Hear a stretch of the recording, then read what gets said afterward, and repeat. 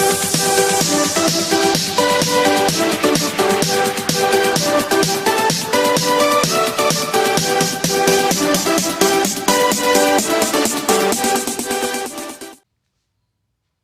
के टाइम में English grammar की बहुत ज्यादा इंपॉर्टेंस है। अगर आपको इंग्लिश ग्रामर नहीं आती है तो आप कोई भी अगर गवर्नमेंट एग्जाम्स देते हैं तो उसमें इंग्लिश जरूर पूछी जाती है, आप वहां पे उसको नहीं सॉल्व कर पाएंगे। अगर आप एक अच्छी इंग्लिश बोलने की कोशिश कर रहे हैं, इंग्लिश ट्रांसलेशन करना चाहते हैं, तो भी आपको इंग्लिश ग्रामर की बहुत ज्यादा इंपॉर्टेंस है। उसी सीरीज में हम अपने ग्रामर सीखे की सीरीज में आज अपनी सेकंड वीडियो लेके आए हैं, जो कि है प्रेजेंट कॉन्टिन्यूअस टेंस पे। नमस्कार दोस्तों, मैं आशुतोष शुक्ला आपका अपने यूट्यूब चैनल बाबा बुकवाला में स्वागत करता हूं। आइए हम अपने बोर्ड की तरफ चलते हैं। हमारा है present continuous tense. Present continuous tense होता क्या है? सबसे पहले हमारे दिमाग में अगर बात आती है तो प्रेजेंट कॉन्टिन्यूअस टेंस है क्या? तो आपको जैसे मैंने पहली वीडियो में बताया था कि जो काम चल रहा है, और मैं एक बात आपसे कहना चाहता हूं, जो लोग इस वीडियो में नए हैं, डिस्क्रिप्शन में पहली वीडियो की लिंक दी है, आप चाहे तो जाकर के आप देख सकते हैं। तो जो काम चल रहा है उस वो आता है हमारे प्रेजेंट कॉन्टिन्यूअस टेंस में। मतलब जैसे कोई खाना खा रहा है तो वो खा ही रहा है, हम वहां पहुंचे हैं तो वो खा रहा है। जैसे कोई खाना खा रहा था, तो ये भी हमारा क्या हो गया? कॉन्टिन्यूअस टेंस हो गया। लेकिन ये हम आगे बात करेंगे, पहले हम बात करते हैं प्रेजेंट कॉन्टिन्यूअस टेंस की। मतलब कोई काम अगर प्रेजेंट में चल रहा है, अभी खत्म नहीं हुआ है, चल रहा है, तो वो हमारा क्या होता है? Present continuous tense. तो देखिए, प्रेजेंट कॉन्टिन्यूअस टेंस हम पहचानेंगे कैसे कि प्रेजेंट कॉन्टिन्यू हमारे सामने जो वाक्य दिया है वो प्रेजेंट कॉन्टिन्यूअस का है या नहीं है। तो उसके लिए सबसे पहले हम क्या काम करते हैं? वाक्य के अंत में हम चेक करते हैं क्या लिखा है। अगर आता है रहा है, रहे हैं, रही है या रहा हूं, अगर ऐसे वर्ड आते हैं तो वो वाक्य प्रेजेंट कॉन्टिन्यूअस टेंस का होता है। अब हर टेंस की तरह इसके भी चार भाग होते हैं: सिंपल सेंटेंस, नेगेटिव सेंटेंस और अफर्मेटिव सेंटेंस। ठीक, तो सिंपल सेंटेंस आपका क्या होगा? सॉरी, अफर्मेटिव में गलत हो गया, इंट्रोगेटिव सेंटेंस। सिंपल सेंटेंस आपके क्या हुए? साधारण वाक्य। नेगेटिव सेंटेंस आपके क्या हुए? नकारात्मक वाक्य। और आपके इंट्रोगेटिव सेंटेंसेस क्या हुए? वो आपके हो गए प्रश्नवाचक वाक्य। अब प्रश्नवाचक के भी दो पार्ट होते हैं, उसको हम डिस्कस करेंगे। पहले हम आते हैं अपने सिंपल सेंटेंस में। सिंपल सेंटेंस होता क्या है? ऐसा सेंटेंस जो एक नॉर्मल इंसान बोला, जैसे राम जा रहा है, ना तो उसने यार नहीं लगाया है, ना तो उसने प्रश्नवाचक शब्द क्या, क्यों, कैसे, कब, कहां, उसने कुछ नहीं लगाया है। मतलब सिंपली उसने बोला राम जा रहा है। तो ये क्या हो गया हमारा? सिंपल सेंटेंस या साधारण वाक्य। अब साधारण वाक्यों की अंग्रेजी हम कैसे बनाएंगे उसको भी आइए देखते हैं। ये रूल है हमारा। रूल हमारा जो होता है, सबसे इंपॉर्टेंट पार्ट होता है किसी भी दिए गए वाक्य का अंग्रेजी में अनुवाद करने के लिए। ठीक है, तो हम आपको यहां पे दिखाते हैं कि हो क्या रहा है। सबसे पहले क्या लिखते हैं हम? कर्ता। कर्ता मीन्स सब्जेक्ट, ये आपका सब्जेक्ट प्लस सहायक क्रिया। सहायक क्रिया क्या होती है? Helping verbs, helping verb. ठीक, फिर आया वर्ब प्लस आईएनजी, ये वर्ब आपकी मेन वर्ब है, मुख्य क्रिया। अब आप कहेंगे सहायक क्रिया क्या होती है? तो प्रेजेंट कॉन्टिन्यूअस टेंस में तीन सहायक क्रियाएं होती हैं। पहला हमारी हो गई इज, दूसरा आर, और थर्ड हमारी हो गई एम। अब इज एम आर का यूज कैसे करते हैं, इसमें भी कई लोग कंफ्यूज हो जाते हैं। तो देखिए, अगर हमारा कर्ता एक वचन का है, मतलब अगर एक वचन का कर्ता है तो हम उसके साथ इज लगाते हैं। बहुवचन करता है तो उसके साथ हम आर लगाते हैं। और अगर आई है, आई मीन्स मैं अगर दिया हुआ है तो उसके साथ हम एम लगाते हैं। ठीक है, अब देखिए आपकी ये सहायक क्रिया को मैंने यहां लिख दिया, ये आपकी हो गई सहायक क्रिया। ठीक, इज एम आर। अब हम आते हैं अपने वाक्य में और देखते हैं कि इस रूल की हेल्प से, ये जो हमारा रूल है, इस रूल की हेल्प से क्या उस वाक्य का हम अंग्रेजी में अनुवाद कर पा रहे हैं या नहीं। आइए चेक करते हैं। लिखा है राम जा रहा है, तो सबसे पहले हम क्या चेक करेंगे? राम, राम हमारा क्या है, एक वचन करता है कि बहुवचन करता है? राम हमारा जो है वो एक वचन करता है। तो सबसे पहले किसकी अंग्रेजी बनाते हैं हम? कर्ता। कर्ता क्या है यहाँ पे? राम। राम, ठीक। अब बोलना सहायक क्रिया। सहायक क्रिया, एक वचन कर्ता के साथ कौन सी सहायक क्रिया होगी? इज। तो राम इज, ठीक। क्रिया सहायक क्रिया क्या होगी? Plus verb. वर्ब मींस क्रिया प्लस आईएनजी। क्रिया क्या है यहाँ पे? जाना। तो जाना की इस अंग्रेजी क्या होगी? गो। क्या ये सही है? Ram is go? नहीं, अभी नहीं सही है।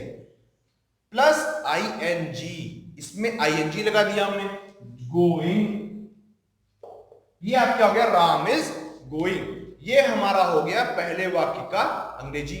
सेकंड क्या है? मैं खा रहा हूं।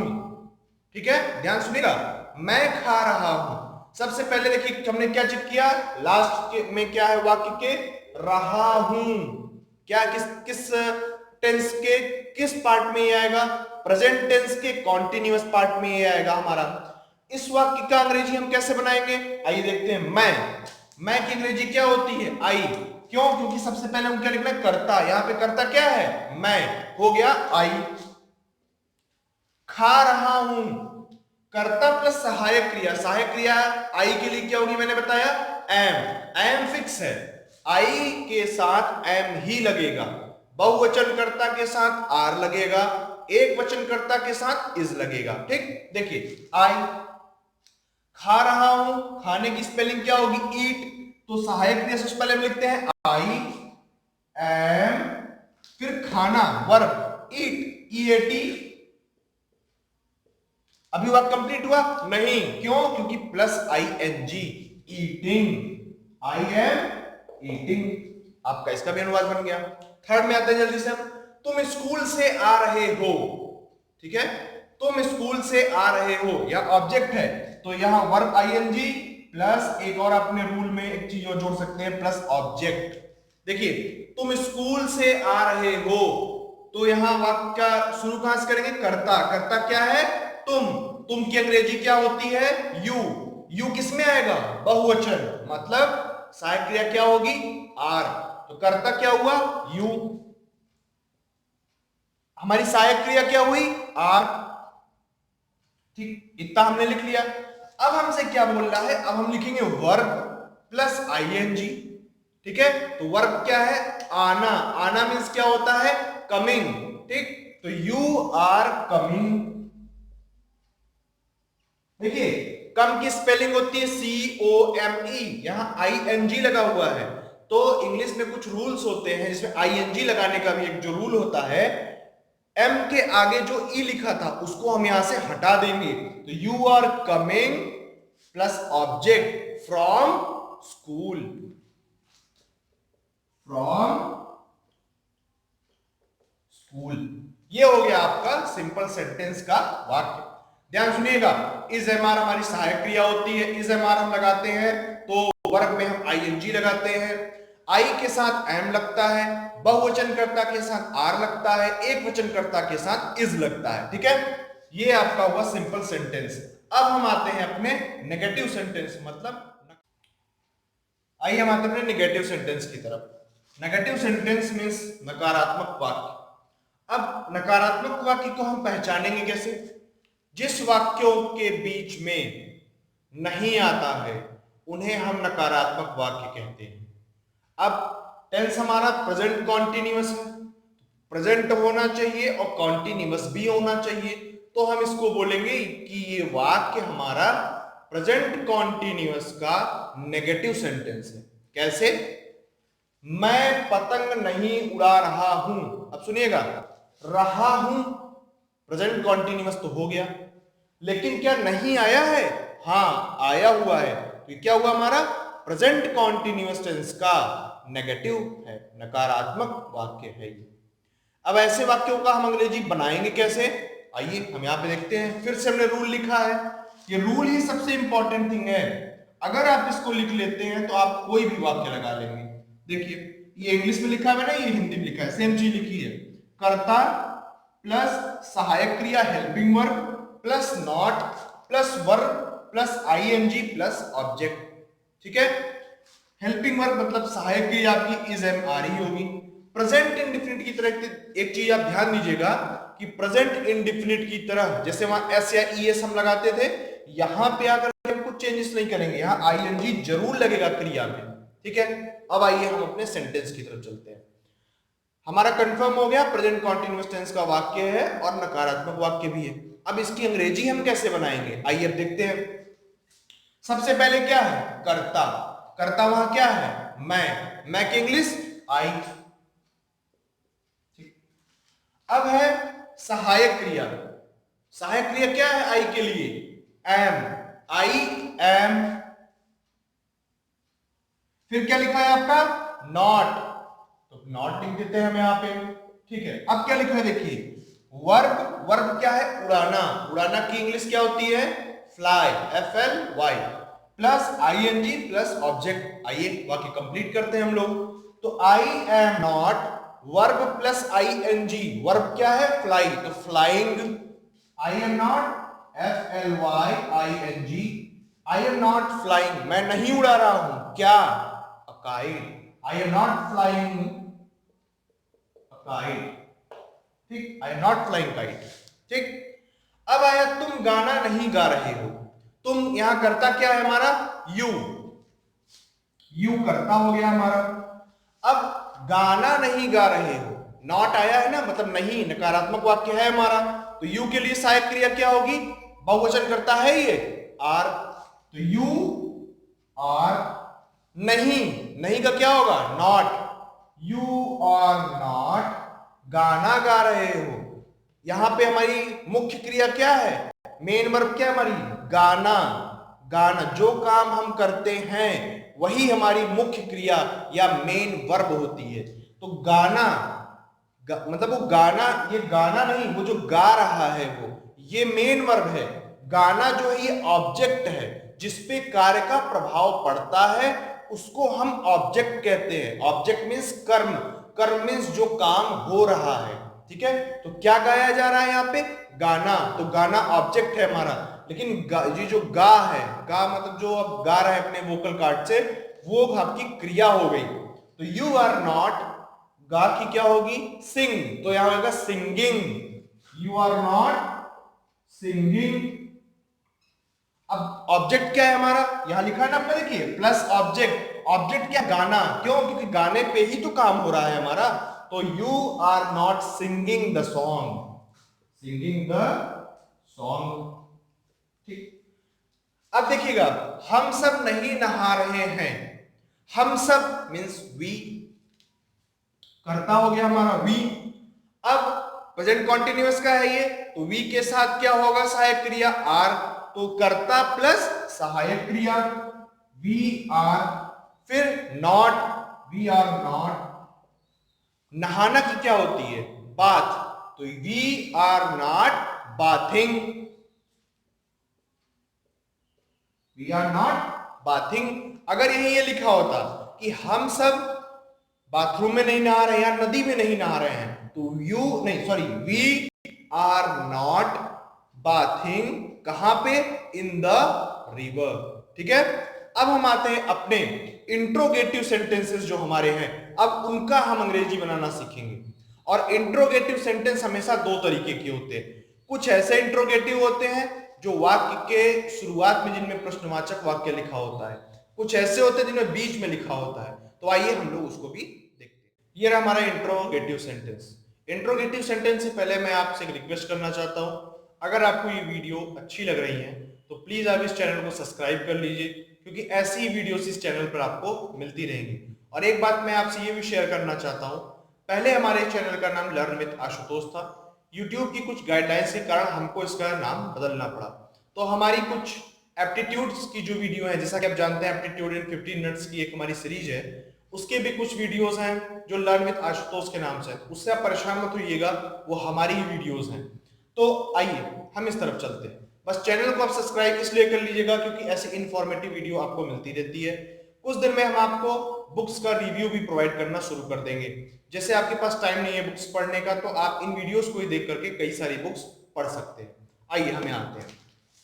इंट्रोगेटिव सेंटेंस मतलब हमारे प्रश्नवाचक वाक्य।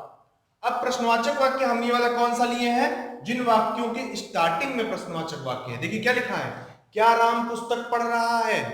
रहा है मतलब प्रेजेंट कॉन्टिन्यूअस, और क्या स्टार्टिंग में है मतलब ये प्रेजेंट कॉन्टिन्यूअस का प्रश्नवाचक वाक्य है, इंट्रोगेटिव सेंटेंस है ये।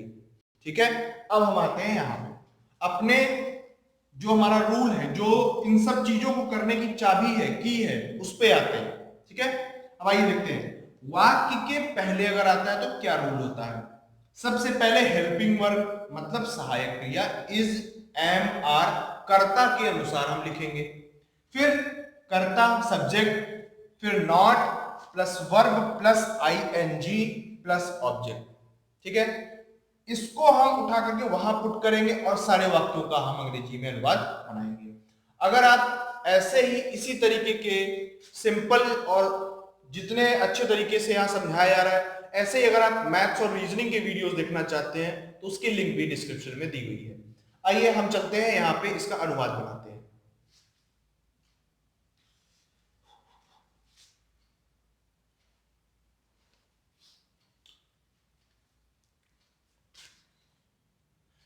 क्या राम पुस्तक पढ़ रहा है, तो सबसे पहले रूल के अकॉर्डिंग क्या है, हेल्पिंग वर्ब। तो राम क्या है, एक वचन करता है, तो हेल्पिंग वर्ब क्या होगी, इज। तो ये हो गया आपका इज। फिर आया आपका कर्ता, राम पुस्तक पढ़ रहा है, तो इज राम। पढ़ना की स्पेलिंग क्या होगी, रीड। आईएनजी लग जाएगा क्योंकि कॉन्टिन्यूअस है, तो रीडिंग। इज राम रीडिंग, क्या पढ़ रहा है, हमारा ऑब्जेक्ट या क्या है, किस पे काम हो रहा है, पुस्तक पे काम हो रहा है, तो book. Is Ram reading book. और आप प्रश्नवाचक जो चिन्ह है उसको लगाना बिल्कुल मत भूलिएगा, क्योंकि ये वाक्य ही अगर प्रश्नवाचक है तो आपको डॉट लगाना या जो पूर्ण विराम आप लगाते हैं वो आपको नहीं लगाना है। ये भी एक आपका एक्सप्रेस करने का बहुत अच्छा तरीका माना जाता है। क्या वे नहीं रो रहे हैं, क्या आ गया, वे हमारा बहुवचन करता है, तो यहां क्या होगा, आर। आर, वे की स्पेलिंग क्या होगी, दे। Are they.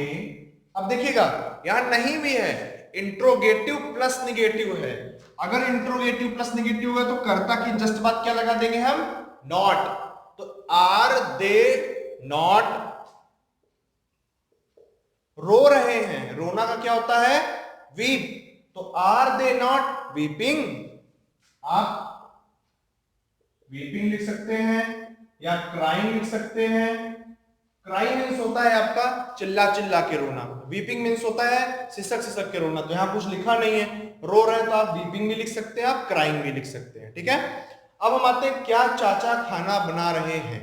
ठीक, अब चाचा क्या है, एक वचन करता, चाचा की क्या होगी, अंकल। अंकल जी नहीं होगा आपका, अंकल जी तो हमारे इंडिया में चलता है, अंकल होगा। ठीक है, तो क्या चाचा एक वचन करता तो इज। ठीक है, देखिएगा इज, चाचा का क्या होगा, अंकल, UNCLE, इज अंकल खाना बनाना।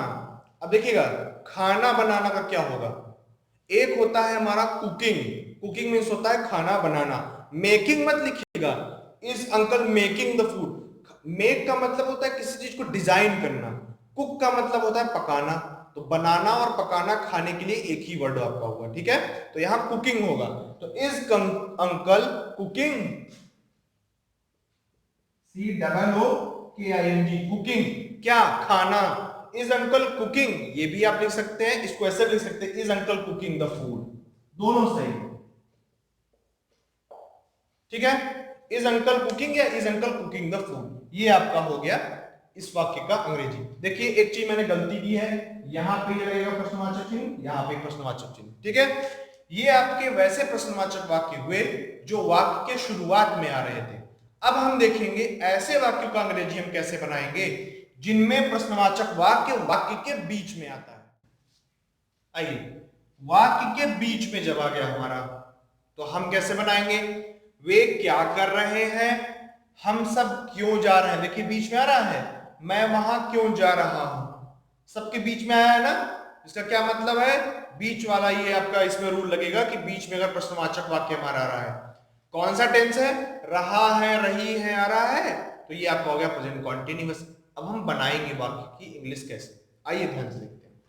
सबसे पहले प्रश्नवाचक वाक्य क्या होगा, तो व्हाट, क्यों होगा, व्हाई, कैसे होगा, हाउ, कौन होगा, whom, ठीक, plus helping verb. Helping verb किसके अनुसार होती है, कर्ता के अनुसार। ये हमेशा ध्यान रखिएगा, हेल्पिंग वर्ब हमेशा कर्ता के अनुसार लिखी जाती है। फिर कर्ता हमारा हो गया, अगर निगेटिव भी है तो नॉट हो गया, plus verb plus ING plus object, जैसे अभी तक हम करते चले आ रहे थे, ठीक है। अब हम देखते हैं वाक्यों का अंग्रेजी कैसे हम बनाते हैं। वे क्या कर रहे हैं, है ना, वे क्या कर रहे हैं, क्या की स्पेलिंग क्या होगी, व्हाट। देखिएगा, सबसे पहले प्रश्नवाचक वाक्य, फिर सहायक क्रिया, वे बहुवचन करता है आर, व्हाट आर, फिर हमारा कर्ता, व्हाट आर दे, ठीक, इतना हमने बना लिया। सबसे पहले प्रश्नवाचक वाक्य, सहायक क्रिया, फिर कर्ता। अब क्या बोल रहा है, कर्ता के बाद क्या होगा, नॉट, क्या यहां नहीं है, नहीं आया ही नहीं है, नहीं। फिर करना, करना क्या होता है, डू, डू मीन्स करना, डी ओ। एक डू होता है आपकी सहायक क्रिया होती है प्रेजेंट इंडेफिनिट टेंस में, एक डू मीन्स होता है करना। तो व्हाट आर दे डू, नहीं, व्हाट आर दे डूइंग, क्यों, क्योंकि ये प्रेजेंट कॉन्टिन्यूअस है। व्हाट आर दे डूइंग, पहला वाक्य आपका हो गया। अब हम आते हैं अपने दूसरे वाक्य की तरफ। हम सब क्यों जा रहे हैं, ठीक है, हम सब क्यों जा रहे हैं, क्यों का क्या होगा, वाई।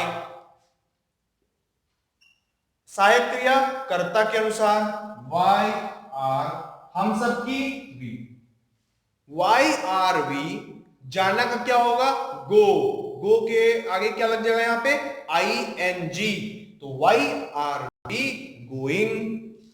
अगर यही पे क्या लिखा होता, हम सब स्कूल क्यों जा रहे हैं, तो हम क्या लिखते, why are we going to school. School क्या हो गया यहाँ पे, ऑब्जेक्ट, ठीक। मैं वहां क्यों जा रहा हूं, वहां की जगह देखिए स्कूल हो सकता था, मैंने यहां वहां लिखा है क्योंकि मैं वहां का भी आपको कुछ एक तरीका बताऊंगा।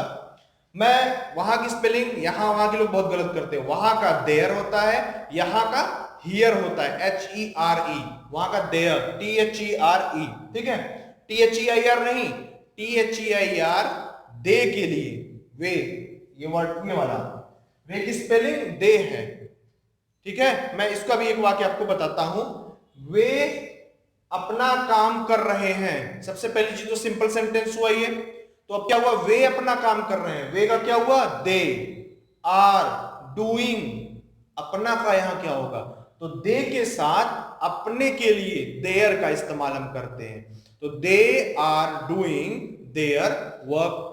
ऐसे ही हम कह सकते हैं, वह अपना काम कर रहा है, तो he is doing his work, ही के साथ हिज होता है, शी के साथ हर होता है, यू के साथ योर, आई के साथ माई, ठीक है। तो आइए अब देखते हैं इस वाले का हम वाक्य क्या है, मैं वहां क्यों जा रहा हूं, क्यों का क्या होगा, वाई, वाई, मैं है, मैं का सहायक क्रिया क्या होगी, आप यहां से देखिएगा, यार मैं साफ कर दी, क्या होगी, एम, वाई एम आई, देखिएगा, वाई एम आई, जा रहा हूं, going, why am I going there, मैं वहां क्यों जा रहा हूं, एक्सप्रेशन देख, मैं वहां क्यों जा रहा हूं, तभी यहां प्रश्नवाचक वाक्य लिखा, ठीक है। तो why am I going there. ऐसे ही आप कई सारे वाक्य हैं, उनका आप इंग्लिश बना सकते हैं प्रेजेंट कॉन्टिन्यूअस टेंस में। आपका प्रेजेंट कॉन्टिन्यूअस टेंस जो है, ये भी बहुत वाइडली इस्तेमाल होता है आपके इंग्लिश स्पीकिंग में।